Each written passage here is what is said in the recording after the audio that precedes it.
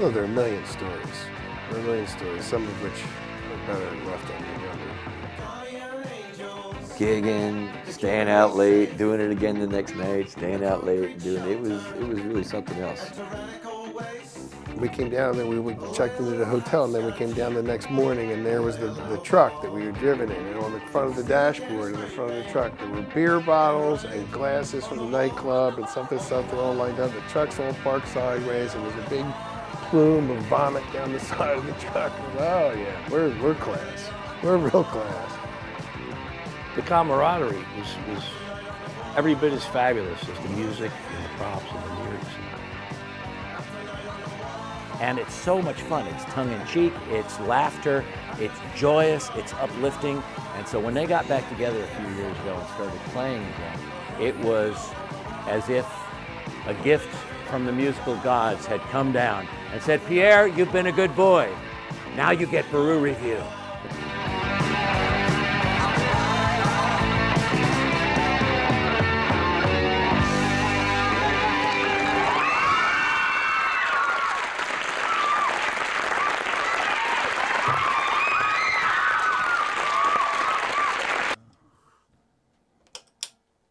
Open wide, gaping wide.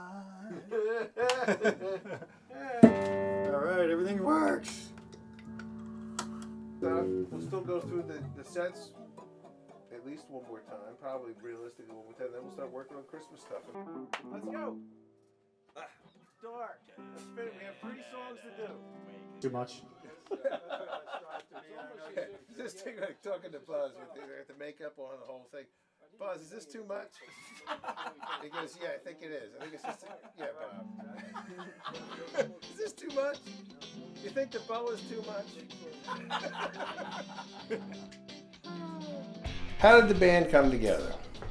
Wow. I was working as a bell captain, 1976. I was on leave from Penn, and I ran into Ken Queter. I was very attracted to Ken about what he was doing, his lyrics, how he was handling himself, and he and I struck up a conversation. Shortly thereafter, I started working for him, essentially. So I started working with Queter in 1980, and Bob Beru, was working with Kenny as like a sort of manager, but like promotions kind of guy, somebody who kind of got gigs together just to kind of help him out, not an official manager. So I wasn't his road manager, I was his street manager because I only played locally. Would more or less represent them locally, and I'd learned a lot about how clubs operate, how rock business at that time in Philadelphia operated. And at some point or another, I was so smitten by it that I had good ideas for Ken, like, Ken, I want you to do this, and I want you to do that, and eventually those became a little cumbersome. You know, Ken's an independent agent. He's a genius in his own right. And, you know, my ideas, whether good, bad, or indifferent, I had too many. And pretty much the whole time that we started rehearsing this new Queter band, Bob was saying, I got this idea. So then it became, well, okay, well, Bob, maybe you should work out, you know, I can't do everything that you see. And then I was at a crossroads and I thought, well, you know what? I have a lot of good ideas here. I think I'd like to take a shot. It was sort of a now or never shot. At that point, I guess I was 25 years old. And I thought, well, you know, what the hell? But, you know, and, you know, with any luck, I'll fall flat on my face and that'll be the end of it and we'll move on. So the whole time that the Queter band was beginning and continuing for a year or two, Bob was kind of feeding my ear about this idea for this cool band. And I thought, wow, this guy might just might have something. I said, well, let's sit down and try to write a couple songs together. We were enjoying what was coming out, you know, and so it was exciting. It really felt like something new. We had an all-star cast. And I had never done it before. Greg was playing with Ken.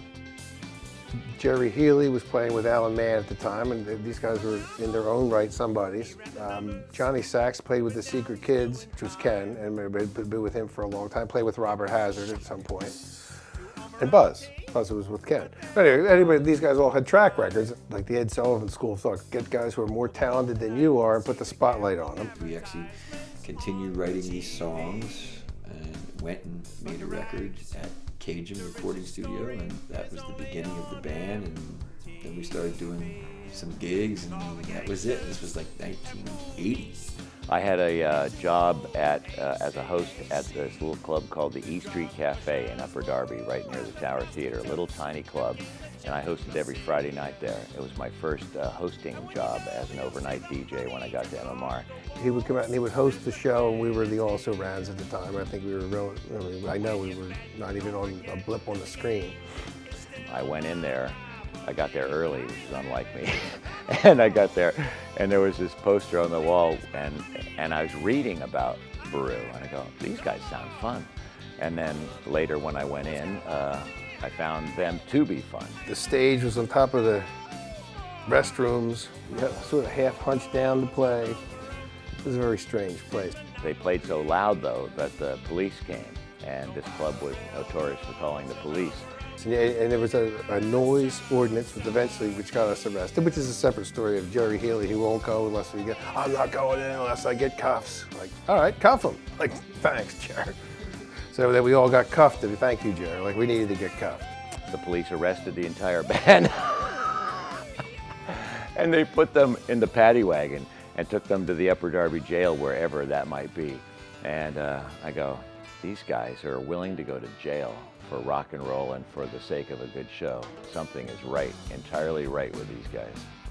Well, I think Bob always had the idea that he wanted to do something very theatrical, and I think even for songwriting, he would seem to have ideas that kind of had these built-in characters or about things that could suit a character. So he just started grabbing this and grabbing that, and these pantaloons and these ballet slippers and that. And I remember the first time I saw Trains Are Cool. Bob was off stage as the band starts it, and and then he makes his entrance up on the stage with an engineer cap and a cardboard cutout of a train on his body as he's going, Trains Are Cool, and I'm going, this is the greatest. Yeah, people think it's hysterical, you know? And then, to me, it's brilliant in the sense that it's such a simple concept. That people want to be entertained, they pay some money, and they walk through the door and they wait, and then we go on and we entertain. People love schmaltz. They will swear up and down. I don't like smoke. I don't like mirror balls. I don't like drum solos. Lie, lie, lie. So, what they don't like is bad smoke. They don't like poorly placed mirror balls. They don't like bad drum solos. I mean, good anything is good. You have to learn how to use it, and if you use it correctly, it's great stuff. To me, it's equally as important. And there's a lot of reason that people would come to see the band because nobody was doing it. I couldn't think of anybody at the time was doing it. Like he goes out there with the pail full of confetti. Like, that old song, like, do it. It works. Johnny Sachs always had these ideas. At first, he had the whole tuxedo thing and the cigarette holder, and then that morphed into a couple of different things. So everybody kind of had their own ideas, and it was definitely sort of a costume mess, but particularly Bob had all these changing costumes. You know? How many grown men would you see put on a flower costume? And this Buzz would say, look at yourself, you're a grown man. He comes out in a flower costume as a grown man and willing to have that much fun at his own expense and yet tell the story of the song. It's perfect. And Bob, especially back in the early days, was a little kooky, you know.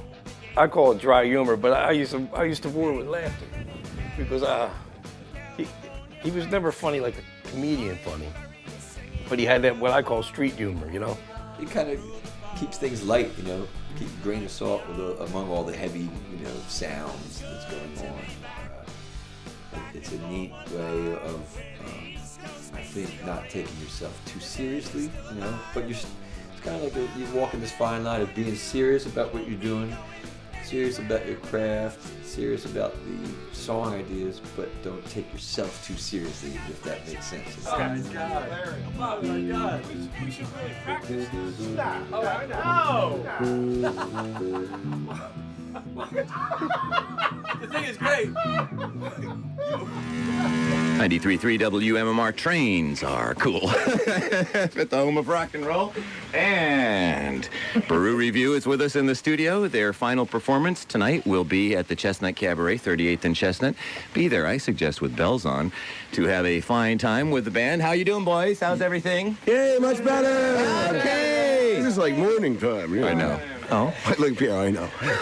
I know what's going on. Well, you know, you guys are breaking up, and Buzz suggested, or was it Johnny that suggested that we do conventions? Sort of like an annual crap convention. A crap convention. Yeah, right. Like a Star Trek convention. Yeah. You know. Well, I think we should open it up then. I mean, there's a lot of people full of crap who might be able to participate in this. Well, we were together for that initial phase, and then there was actually Beru Ha Ha for a while.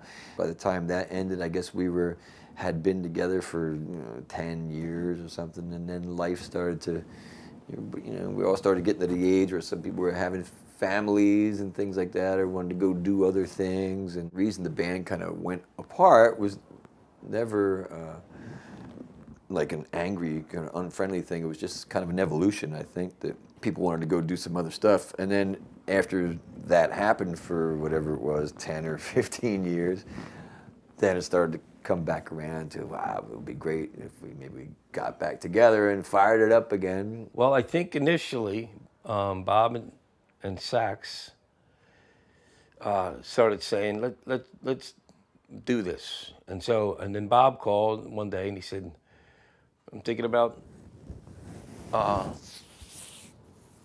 putting together a show and playing a show, and just to see if one person shows up or 100, would you be interested? And I said, absolutely. We were all, getting the phone calls going, and unfortunately, Johnny Sax was the one that also really wanted to do it. This was, where are we? Early 2000s, and when we started to get back together, unfortunately, that's when he was getting sick. I think after Sax passed away, I think Bob was pretty rocked by it. Johnny is my dear friend who's since gone to his great reward, the bass player. And he was my dear friend and partner in the band on many things. And he would talk forever about things that didn't make any difference, about set lists and this and the other thing. But anyway, he was my confidant. So we have wonderful times, and then Johnny goes to Florida. He goes to Disney World, becomes a star a second time around as a performer at MGM. Where he comes up to do we're going to do a reunion after 20 years, whatever it is. We're going to do a reunion, and finally we're going to figure it out. He comes out, we start rehearsals, and he complains about a pain in his side. Okay, are you okay, John? No, it really hurts, He takes some medication, he gets through it, he goes back to Florida. He calls me back the next day, 2 days later, and says, I got cancer. You got cancer? Now I got cancer, and he's pretty well developed cancer, and he's in some pretty serious situation, but he's still going to try to tough it out, and he's going to strap himself down, and somehow we're going to do the reunion. Of course, we pretend that it's going to happen for a long time, and it doesn't. And he gets deathly sick, and I visit him once or twice. Everybody goes down and says their goodbyes from Philadelphia. And then there was another came. Then eventually I sat up here, and it was like my friend Johnny. And I go down, and it was essentially this last week of his life. He's really in bad shape, and some people from Florida are dropping by.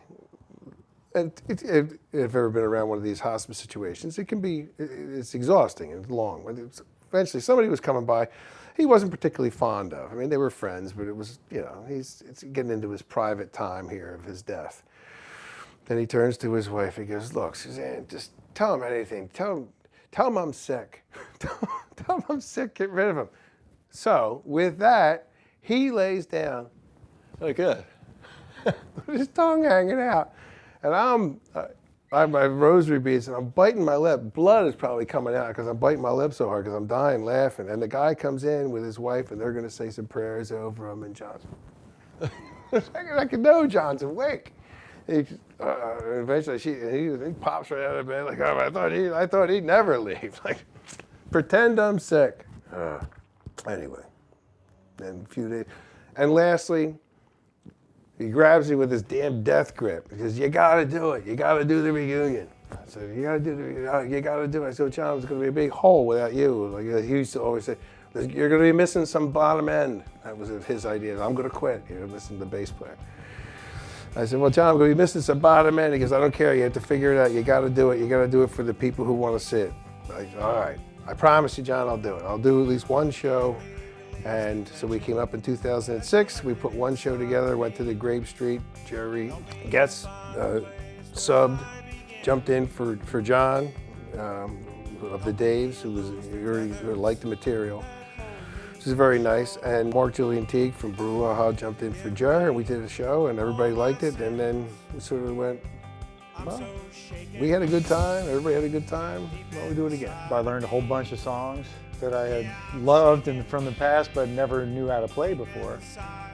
The guys in the band all had fun, and it was fairly well received musically. I mean, the fans of Beru Revue are very, very loyal and love it.